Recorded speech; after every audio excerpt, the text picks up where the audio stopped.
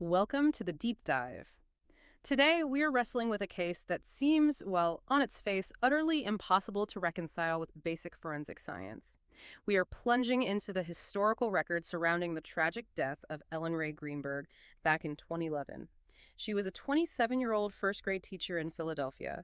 The core, unbelievable conflict here is this. She died having sustained 20 stab wounds, yet after months of institutional back and forth, her death was officially ruled a suicide. Our mission today is to take a really detailed look at the mountains of source material we have. You know, the police reports, the MEO reversals, the expert depositions, and the lengthy court filings. We are going to break down the conflicting investigations, analyze the stunning forensic evidence that makes the official ruling so controversial, and track the long-running, highly political legal battle that this single controversial finding ignited. This isn't just a true crime story. It's a masterclass in institutional failure and the catastrophic consequences of a compromised investigation. Yeah, and what's truly foundational to understanding this case is setting the forensic stage right away. The fact that an individual sustained 20 distinct stab wounds, including 10 to the back and neck, plus 11 bruises across her arm, abdomen, and right leg, that immediately places this case in a unique and extremely rare category. Extremely rare. Absolutely. In forensic history, deaths involving multiple deep wounds, particularly those located on the back or neck, are almost universally classified as either homicide or, at minimum, undetermined. The suicide ruling in this instance is practically unprecedented in cases with this specific wound profile, which is exactly why this controversy hasn't faded over the last decade plus. Yeah. It forces us to ask what pressure, what kind of external factors could possibly result in this finding. Okay, let's unpack this, starting with who Ellen was, setting the scene, and detailing the day this tragedy occurred. Ellen Ray Greenberg was born in 1983. She was, by all accounts, a bright young professional, had degrees from Penn State and Temple, and she was passionately teaching first grade at Juniata Park Academy in Philadelphia. She lived with her fiancé, Samuel Goldberg, in an apartment in the Manayunk neighborhood. Right. The sources paint a picture of, domestic stability, or at least the appearance of it. Engaged, starting her career, living a seemingly normal life until January 26, 2011. That day, a major blizzard hit Philadelphia, which actually allowed Ellen to leave work early and head home. The timeline here is tight and incredibly important. At approximately 6:40 p.m. that evening, she was pronounced dead at the scene. And the immediate discovery is crucial because it sets up the entire highly disputed narrative that the initial investigators seemed to cling to. Goldberg claimed he returned home from the gym to find the apartment door secured with a swing latch, preventing his entry. He stated that after he couldn't reach her inside, he knocked the door down to gain access. This detail of the secured door, that's the first point of contention, right? It suggests a locked room scenario, which is classic for a suicide investigation. But the most crucial detail of this entire initial report, and perhaps the key phrase that, poisoned the well, is what Goldberg stated in his 911 call. That's right. The phrase that immediately introduced the notion of self-harm, preemptively framing the investigation before anyone really looked closely, was his statement that Greenberg stabbed herself and fell on a knife. That's the only way, at that very moment, to explain the knife and the blood without implicating someone else. And the police immediately seem to accept this narrative. It appears so. Despite the highly unusual circumstances, the scene was initially treated as a suicide by the responding officers. But this is where the rapid, almost dizzying changes began, creating massive institutional confusion right from the start. Okay, walk us through that. Precisely. The subsequent investigation immediately started swinging wildly between two diametrically opposed conclusions. First, after the autopsy was conducted, the Philadelphia Medical Examiner's Office, the MEO, made an official initial ruling of homicide. Homicide. Yes, homicide.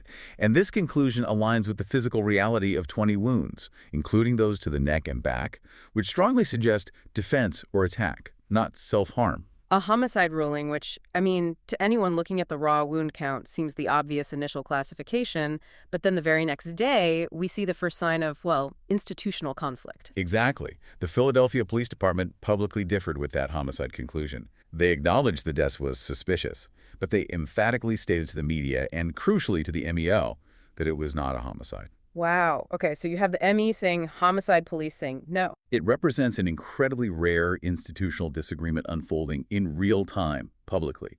We have the MEO, the forensic authority, stating homicide based on the body, and the police, the investigative authority, rejecting it. And, well, the MEO folded under that pressure. By February 2011, less than a month after the death, the medical examiner's office reversed its own finding. They officially changed the manner of death to suicide. I have to stop you there. For you listening who may not be familiar with the inner workings of a medical examiner's office, how is a reversal of that magnitude, from homicide to suicide, even possible in such a short period? Especially when the facts, the 20 wounds, remain unchanged. That rapid reversal is the central point of contention, and it strongly suggests overwhelming external influence. Generally, a medical examiner will classify a death based on medical findings, what injuries exist, where they are, whether they are medically survivable or immediately incapacitating, things like that. To classify it as suicide, the MEU must be able to reasonably rule out third-party involvement and confirm the injuries could be self-inflicted. The speed with which they abandon the homicide finding strongly suggests that investigators, the police, presented an alternative narrative, likely involving, alleged mental health history, or leaning heavily on that locked door theory, and essentially insisted the ME's office conform to the needs of the police department's initial, perhaps hastily formed, conclusion. This dramatic flip, ignoring the stark physical evidence of multiple deep stab wounds, immediately raises the question of undue institutional pressure. It's the fundamental flaw, really, that the subsequent legal battle seeks to exploit. The forensic anomalies were only the start of this train wreck. Here's where it gets really interesting and frankly shocking regarding how the scene itself was handled. It makes any later attempt to reverse the suicide ruling nearly impossible because the investigation became fundamentally compromised by procedural failures almost immediately after the body was removed. We're moving from questionable forensic classification to outright procedural negligence. The first and arguably most devastating failure is what some have dubbed the clean sweep. Detail this for us. It's hard to believe this actually happened in a death investigation like this. It is. It's the textbook definition of undermining an investigation before it even properly starts. Yeah. The apartment where Ellen died was professionally cleaned and sanitized on January 27th, the very next day after the death. Crucially, the police actually gave permission for this cleanup to happen. They seemingly treated the scene as a closed case, a suicide, even though the ME hadn't formally finalized that ruling yet. Think about that, you. This happened before detectives and their specialized forensics team secured a search warrant and returned to the scene on January 28th.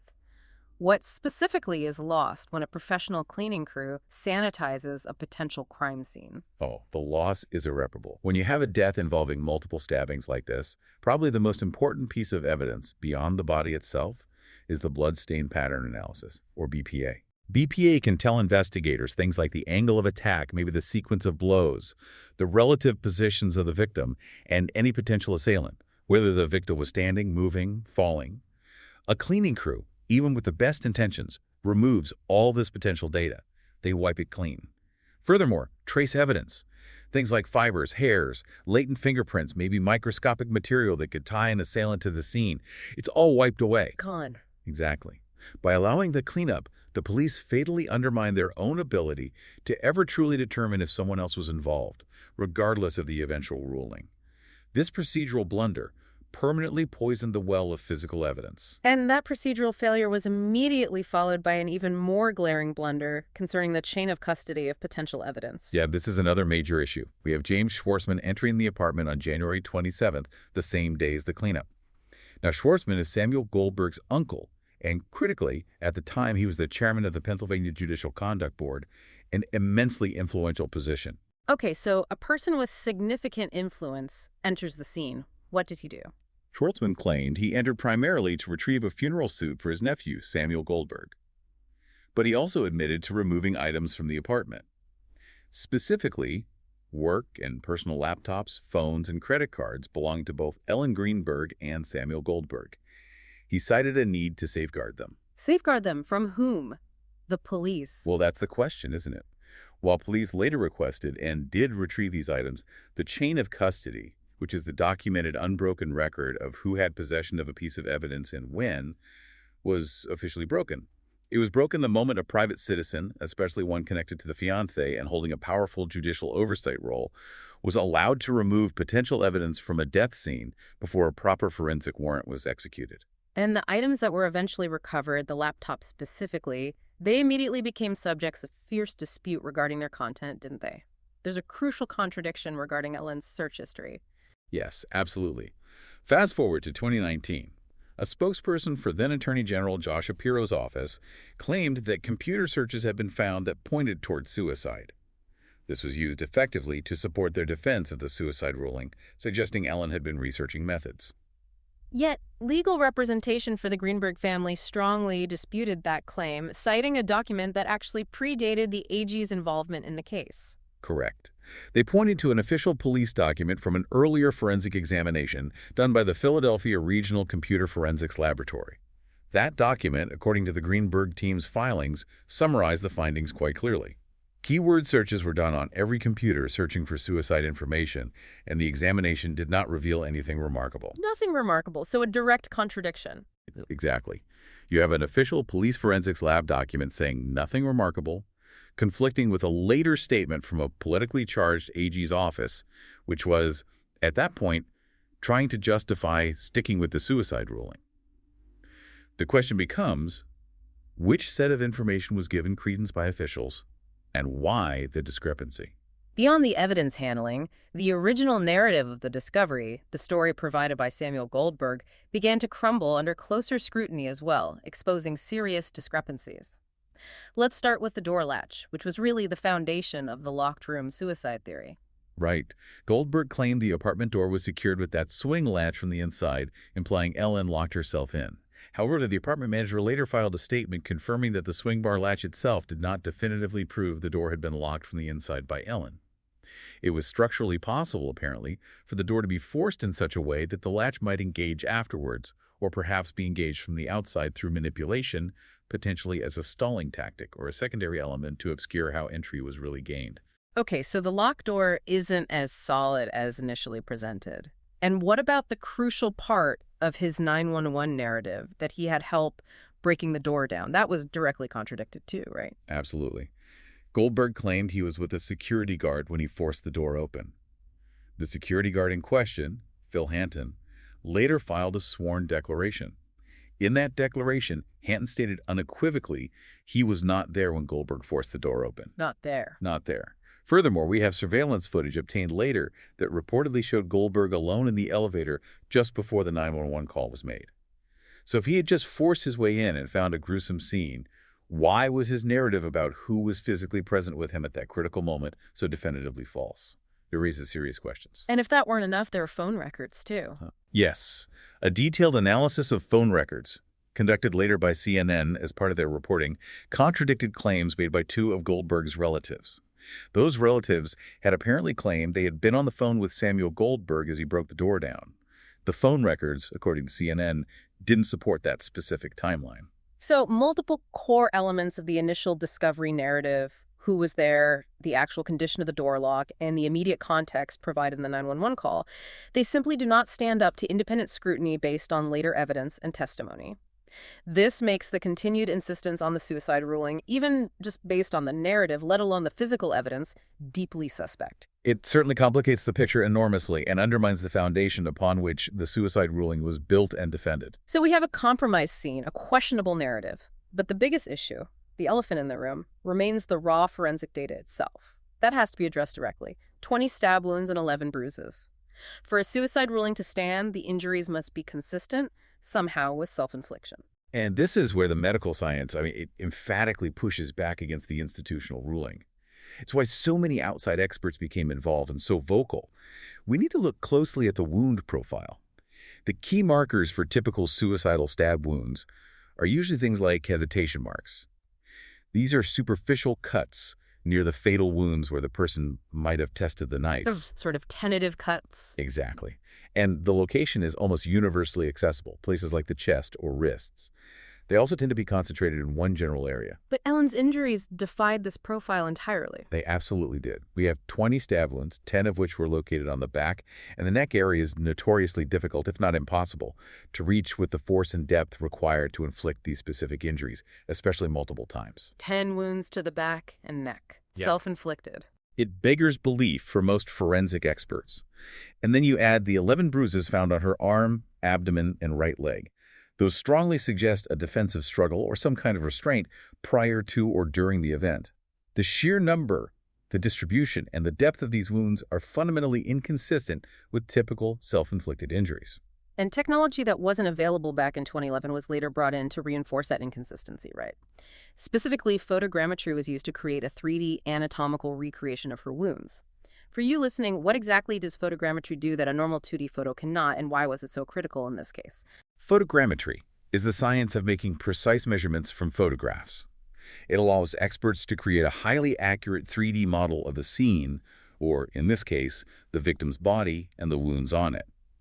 A standard 2D photograph can show you the location of a wound, sure, but it can't accurately determine the exact angle and trajectory of the blade relative to the body's position in 3 dimensions. The 3D modeling allowed the forensic team hired by the Greenbergs to visualize how a person, whether standing or sitting, would have had to hold the knife and exert force to produce the resulting wounds found on Ellen's body. And the conclusion of that 3D modeling, what did it show? It was critical. The analysis strongly suggested that, given the various angles, depths, and locations, particularly those on the back and neck, not all wounds could possibly have been self-inflicted. Some wounds required an angle or leverage that would be almost physically impossible for the victim to achieve on herself, especially considering the likely incapacitation that would have set in from the preceding wounds. This new technological evidence was part of, I believe, over 10 gigabytes of material provided to the Attorney General's office by the Greenberg legal team, yet it was ultimately dismissed when they upheld the suicide ruling. The public rejection of the MEO ruling by multiple renowned pathologists is just deafening here. We're not talking about obscure consultants. We're talking about huge figures synonymous with major historical cases. Exactly. I mean, it's quite something. I have to imagine Dr. Wecht and Dr. Lee rarely agree on lunch, let alone a controversial forensic ruling like this. Yeah. But they were pretty much uniform in their rejection here. Dr. Cyril H. Wecht, famous for challenging the JFK single bullet theory, among many other high-profile cases, reviewed this case. He determined it was strongly suspicious of homicide, stating emphatically, and this is a quote, that he did not know how they wrote this off as a suicide. Strong words from Wecht. Very. And joining him was Dr. Henry Lee, known globally for his work in the O.J. Simpson trial and countless others. He reviewed the evidence and concluded that the number and types of wounds and bloodstain patterns observed are consistent with a homicide scene. Unquote. When you have pathologists of this caliber, people whose careers are built on interpreting this exact kind of evidence, uniformly contradicting the local MEO, it signals a massive breakdown in the official narrative's credibility. This forensic instability also leads us to the neuropathology dispute, which seems to represent a significant hole, maybe even a fabrication, in the early forensic documentation used to justify that initial flip from homicide to suicide by the MEO. Yes, this is another really troubling aspect. A crucial element in supporting the suicide theory was the idea that none of the 20 stab wounds were immediately incapacitating. The thinking had to be that she could, theoretically, continue stabbing herself 20 times, even in the back of the neck. Which already sounds improbable. Highly improbable. Now, the original medical report cited an esteemed consulting neuropathologist, Dr. Lucy Balian Rourke Adams, to bolster this idea. The report implied her input suggested there was no definitive wound to the spine or brainstem that would have been immediately incapacitating, thus supporting the possibility of prolonged self-harm. Okay, so they leaned on her expertise. They appeared to. Yet years later, the truth about this consultation came out, largely thanks to reporting by the Philadelphia Inquirer. When they asked Dr. Rourke Adams about the case, her response was devastating to the original report's credibility. She stated in writing, "I have no recollection of such a case," and went on, "I would conclude that I did not see the specimen in question." Furthermore, investigation of MEO records confirmed, reportedly, that there was no bill, invoice, or report from Rourke Adams for this case. Wow. So the argument that Ellen could have physically inflicted all 20 wounds on herself was, at least in part, supported by an official consultation that potentially never actually happened, or at the very least was never properly documented or billed. That's what the evidence strongly suggests. It removes, or at least severely questions, a foundational piece of the forensic justification used for classifying the death as suicide back in 2011. And it undermines the credibility of the entire initial MEO process. Absolutely.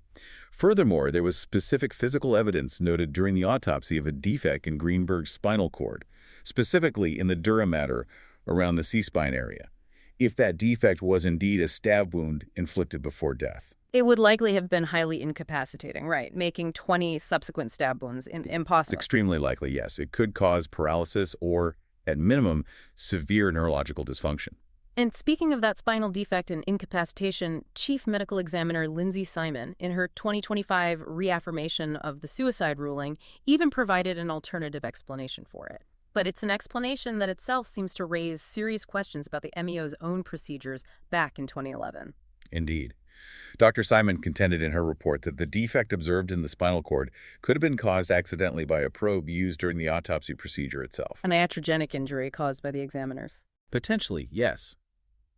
While she accepted that the overall distribution of injuries was, quote, admittedly unusual, she maintained her belief that Ellen Greenberg would be capable of inflicting these injuries herself.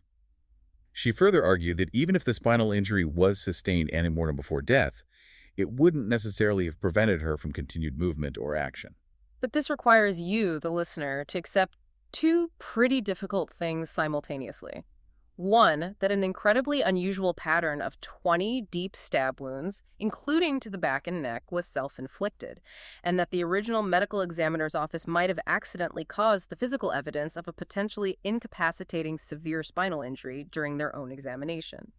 It's a defense of the ruling that seems to acknowledge profound flaws in the handling of the body and the scene by the original investigators, doesn't it? It certainly highlights the layers of complexity and the questions surrounding the original examination and conclusions. It feels like defending the ruling requires explaining away multiple significant anomalies. Given the massive forensic uncertainty and these documented procedural blunders, this case moved inevitably, perhaps, from a local forensic dispute into a deep political and legal labyrinth starting around 2018. That year, the case was taken over by the office of then Pennsylvania Attorney General Josh Shapiro. Right. The Greenberg family had desperately hoped the state AG's office, being theoretically more insulated from the Philadelphia Police Department and the local MEO, would bring fresh eyes and, critically, impartiality to the case. However, that hope turned out to be pretty short-lived. In 2019, Shapiro's office declared the investigation closed, officially supporting the original suicide ruling. This was despite the substantial new evidence the family's legal team had provided, including things like the 3D wound analysis we discussed and depositions from former MEO officials hinting at pressure. But the controversy didn't end there. It actually exploded again in 2022, didn't it? When details of the political relationships between Josh Shapiro and the families of Samuel Goldberg, the fiancé, and James Schwartzman, the uncle who broke the chain of custody, were uncovered. Yes. This exposure, largely driven by online investigators and then reported more widely by the media, immediately created a crisis of confidence. It raised the specter of institutional bias, or at least the appearance of it. The Greenberg legal team alleged that Shapiro's office was compromised due to these established political and, reportedly, financial donation relationships. To avoid the undeniable appearance of a conflict of interest, Shapiro's office was eventually forced to relinquish the case. They transferred the investigation to the Chester County District Attorney's Office. Okay, so it gets handed off. What happened after the transfer to Chester County? Did they find anything different? Well, that office eventually announced the investigation was inactive. They cited a forensic expert they consulted whose primary degree was, believe it or not, in entomology, the study of insects, and who reportedly lacked specific medical training in pathology. This led to further strong criticism from the Greenberg legal team, who basically felt the transfer was just a cynical attempt to bury the case elsewhere, to pass the buck without a genuine reinvestigation. So, the criminal justice system route seemed stalled. Meanwhile, the Greenberg parents pursued justice through the civil system. This seems like an important strategic move. In October 2019, they filed a civil suit against the Philadelphia Medical Examiner's Office and specifically against Marlon Osborne, the pathologist who performed the original autopsy and made that suicide ruling. They weren't seeking criminal charges in this suit. Their goal was to force a change in the official manner of death on the certificate to either homicide or undetermined. And this civil suit proved to be the pivotal legal pressure point. Why? Because civil litigation allows for discovery and depositions under oath, processes that often uncover facts or admissions that the criminal investigation process might have glossed over or missed. During the litigation process, Dr. Marlon Osborne, the original pathologist, was deposed. It was during this sworn deposition that he made a stunning admission. He admitted, under oath, to changing the manner of death from his initial inclination of homicide to the final ruling of suicide at the insistence of the police. That admission is monumental. I mean, it confirms the suspicion all along. The very foundation of the suicide ruling was revealed to be institutional pressure, or at least a significant procedural compromise, not solely independent forensic fact. It validated essentially every suspicion the family and their independent experts had harbored for years. Absolutely. And this whole process culminated in a major update in February 2025. Following a lawsuit from the Greenberg parents regarding the handling of the case and a subsequent settlement, Dr. Osborne filed a sworn statement. This statement represented a major public reversal of his professional opinion. He stated explicitly that he no longer agreed with the suicide ruling he had made back in 2011. He formally amended his professional opinion, stating that Ellen's death should be designated as something other than suicide. This is a public professional admission of error and in many ways a profound legal and moral victory for the family. But the sources make it clear that this professional reversal, as significant as it sounds, didn't actually change the official death certificate or the public record, right? That's the tragic and perhaps frustrating bureaucratic reality of the situation.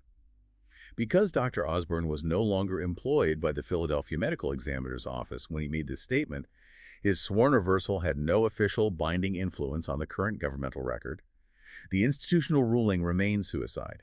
His statement acts as a powerful historical amendment, a piece of evidence in the ongoing fight, but it's not a current legal document capable of automatically overturning the existing certification. And to sort of solidify that institutional position against Osborne's reversal, in October 2025, Philadelphia's current top pathologist, Chief Medical Examiner Lindsay Simon, reaffirmed the suicide ruling. She issued a comprehensive 32-page report defending the MEO's original finding from 2011. So we see this enduring conflict playing out.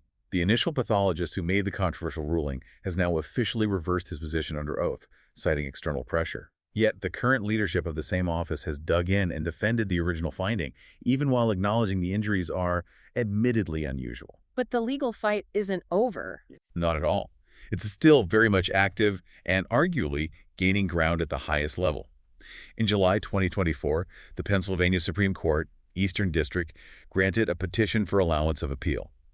This means the state's highest court has agreed to review the legal challenges surrounding the determination of Ellen Greenberg's cause and manner of death. The fact that the state's Supreme Court is now involved, that signals they recognize the substantial ambiguity, the institutional failures alleged, and the enduring legal questions surrounding this case, doesn't it? It absolutely does. It's a clear indication that the fight over this death certificate, and by extension, the integrity of the original investigation and the subsequent handling of it, is far from resolved. The highest court in the state is now weighing in. It's really no surprise that a case involving 20 stab wounds being ruled a suicide, combined with documented evidence tampering and institutional reversals, has become a massive media sensation. The sheer strangeness, the counterintuitive nature of the ruling made it an instant true crime lightning rod, drawing global attention because it just defies the conventional wisdom of forensic science for so many people. Yeah, the case has received extensive and high-profile coverage across major television networks and publications, which really demonstrates the public's sustained disbelief, or at least deep skepticism, regarding the official conclusion.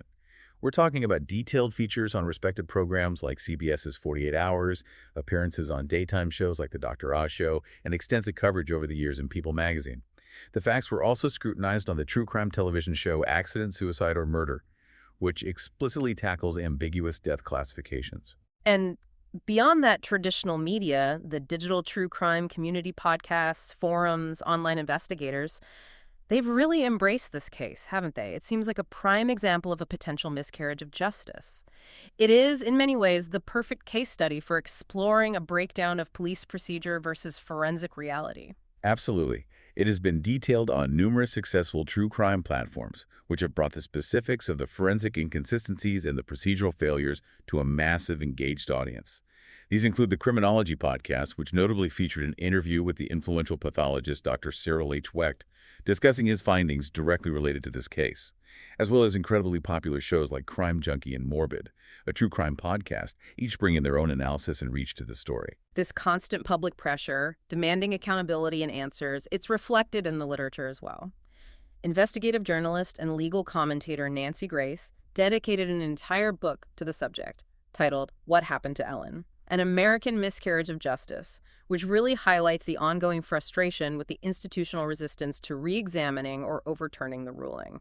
And the case is continuing to draw high-profile attention, ensuring it remains in the public consciousness even as the legal battles play out slowly in the courts.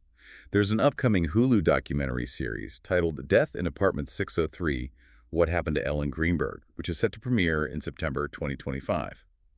This project is directed by Nancy Schwartzman and, interestingly, is executive produced by Hollywood actors Elle Fanning and Dakota Fanning. The continued production of major media content like this demonstrates that the public and creators simply do not accept the official suicide ruling at face value. It keeps pressure on the system, including the Pennsylvania Supreme Court, to act decisively. So as we synthesize everything we've looked at today, the stunning forensic inconsistency of 20 stab wounds, the police-authorized cleanup of the scene, destroying potential evidence, the broken chain of custody involving an influential figure, and the original pathologist's sworn reversal citing police pressure. We see a perfect storm where highly specific, controversial physical evidence is pitted directly against a sustained, repeatedly reaffirmed institutional ruling of suicide. Right. The core conflict for you, the listener, to really grasp is understanding that this is not just a simple disagreement over opinion or interpretation. It involves documented breaches of standard investigative procedure. Breaches that fundamentally compromise the entire foundation of the initial investigation and the conclusions drawn from it. The fact that the initial pathologist admitted under oath he changed his mind due to police pressure, coupled with the current MEO's defense possibly involving an accidental injury during autopsy, it signals that institutional integrity, procedure, and potential influence are the true focal points of this entire decade-long legal and public battle. Yet, despite all these documented procedural flaws and the sworn reversal, the current institution continues to hold the line on the suicide ruling.